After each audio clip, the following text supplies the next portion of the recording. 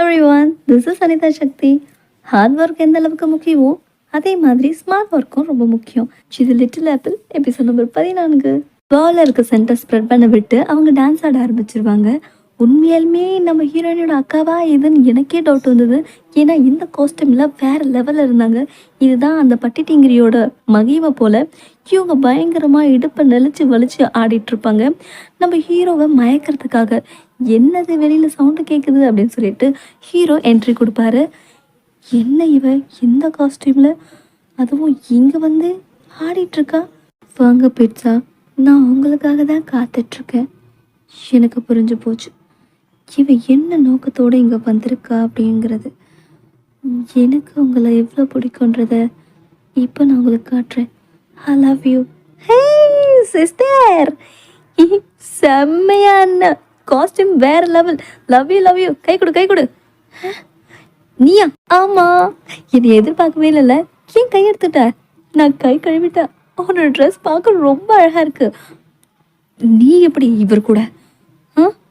பின்ன நான் வராமல் வேற யார் வருவா? அப்புறம் நீ இப்போ மூமெண்ட் மாதிரி இது ஒரு எக்ஸசைஸ் எல்லாம் எப்படி இப்பெல்லாம் வலிச்சு வலிச்சு ஏதோ பண்ணிட்டு இருந்திய, எனக்கும் கற்று தரியா ப்ளீஸ்? எனக்கும் எப்படி ஆடுதுன்னு சொல்லித்தாயேன். இன்சல்ட் பண்ணுறா. சரி, எனிவே பாய். எனக்கு இப்போ இதை பார்க்குறதுக்கெல்லாம் நேரம் இல்லை. நீ நாளைக்கு வந்து ஆடு, அப்புறம் பார்க்குறேன். நான் என் ஆள் கூட போய் ரெஸ்ட் எடுக்க போகிறேன். ரொம்ப டயர்டாக இருக்குது. வாங்க நம்ம இங்கேருந்து போகலாம் அப்படின்னு சொல்லிட்டு கையை பிடிப்பாங்க. நம்ம ஹீரோக்கு அந்த நிமிஷம் சின்ன ஷாக்காக இருக்கும்.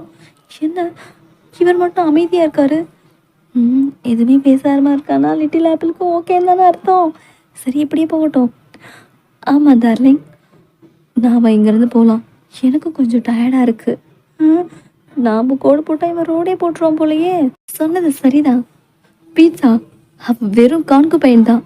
அவனும் உங்கள் ஒய்ஃப் இல்லையே. இந்த அளவுக்கு அவளுக்கு இடம் கொடுக்குறீங்க? அப்படி தான் கொடுப்பாரு. இப்படி ஓட்டிகிட்டே தான் நான் இருப்பேன். என்ன பண்ணுவேன்?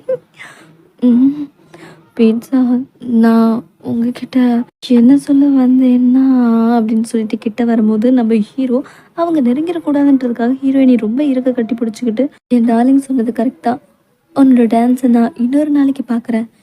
எனக்கு இப்போதைக்கு இதுக்கு நேரம் இல்லை அப்படின்னு சொல்லிட்டு ஹீரோயினி கூட சேர்ந்து கிளம்ப ட்ரை பண்ணுவார். சோப்பாரி ஆடியே மயக்கலாம் நினச்சேன். மூக்குடைஞ்சு நின்னியா? வரட்டா அப்படின்னு சொல்லி கிளம்பிடுவாங்க. இந்த பால் அப்போ வேஸ்டா? எனக்கு உங்கள் அக்கா கொண்டு வந்த பர்ஃப்யூம் அதோட வாசனை இப்போ வரைக்கும் ஒரு மாதிரி கிறக்கமாக இருக்குது. என்னால் அதை கண்ட்ரோல் பண்ண முடியல. எனக்குமே அப்படிதான் இருக்குது. ஐயோ, பாய்சனை நான் சாப்பிட்ருக்கேன், சென்ட் ஸ்மெல் பண்ணியிருக்கேன். இது எல்லாத்த விடவும் ஒரு மாதிரி வித்தியாசமாக இருக்குது. சொல்ல நானுமே எழுந்துட்டுருக்கேன். கோல், தயவு செஞ்சு என்னை கேம்லேருந்து வெளியில் கூட்டிகிட்டு போயிடு. எனக்கு தப்பா ஏதோ நடந்துருமோன்னு எனக்கு பயமாக இருக்குது. நிச்சயமாவா? உன்னை நான் வெளியில் கூட்டிகிட்டு போயிடுவா? வேண்டாம், இப்போ அதுக்கு அவசியம் இல்லைன்னு தோணுது. நான் இங்கேயே இருக்கேன் அப்படின்னு சொல்லிட்டு இருப்பாங்க. ஏன்னா கொஞ்சம் கொஞ்சமாக அவங்க லவ்வில் விழ ஆரம்பிச்சிருவாங்க. பத்தாத குறைக்கு இந்த அக்கா வேற இந்த சென்டை வேற போட்டு விட்டு போயிடுச்சு. சொல்லவா வேணும்? 2 பேருக்குள்ளேயும் தீ பற்றிக்க ஆரம்பிச்சிரும். அச்சோ, கோனுக்கு பையனாக இருக்கிறவங்க ஒய்ஃபாக மாறதுக்கு இதுதான் சரியான சுச்சுவேஷன். உடனே இவங்க கண்ணாலே ஓகே சொல்கிற மாதிரியும் நம்மளோட ஹீரோ ஓகேவான்னு கேட்குற மாதிரியும் 2 பேரும் அவங்களோட ஃபர்ஸ்ட் நைட்டை கொண்டாட போயிடுவாங்க. இது இன்னும் ரொம்ப ரொமான்டிக்காக இருக்குது.